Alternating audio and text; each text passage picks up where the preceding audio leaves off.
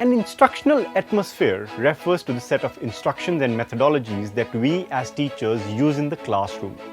Here are the 6 instructional teaching practices Yoder has identified. First is cooperative learning or group learning. Now, group learning fosters an atmosphere where students depend on each other.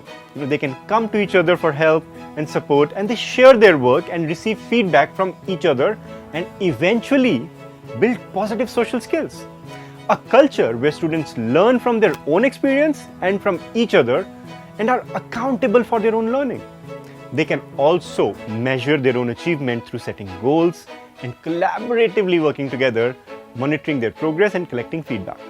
Second is classroom discussions. Now, regular classroom discussions would create a healthy space for students to communicate their suggestions and opinions effectively, to learn to listen and be listened to, and to respond and appreciate their peers' perspectives. Third is self-assessment and self-reflection.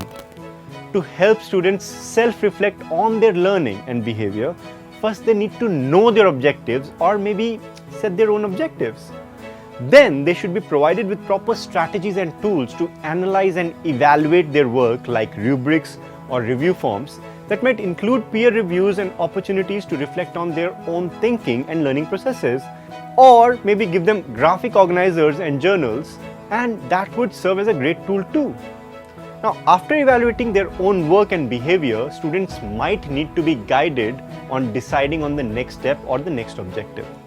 Fourth, balanced instruction. Now, balanced instruction is about using a range of activities in the classroom that allows them to address different learning needs, preferences, and areas of development. Multiple instructional strategies, games, activities, competitions, and projects, they all require extended time to complete. So, using tasks and questions that require students to extend their thinking and asking for products that can be shared with multiple audiences address a variety of learning needs and preferences.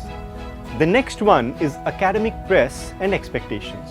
Setting right expectations for students and expecting them to exert an effort to get results, highlighting the link between effort and results, and holding them responsible for accomplishing or failing to accomplish their academic work is the core function of academic press.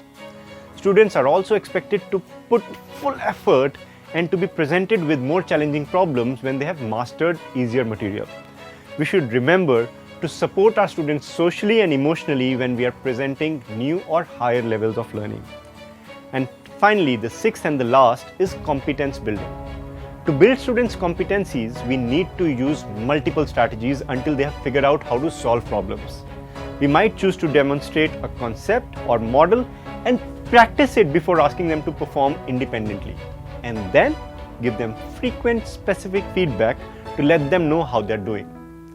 Further, helping them in correcting their mistakes based on feedback from us or their peers, or conference with them or ways to make their work better would really support them. Now, we should not forget that to implement these practices successfully, teachers must strengthen their own social and emotional skills. They need to develop supportive relationships with students as well as their peers.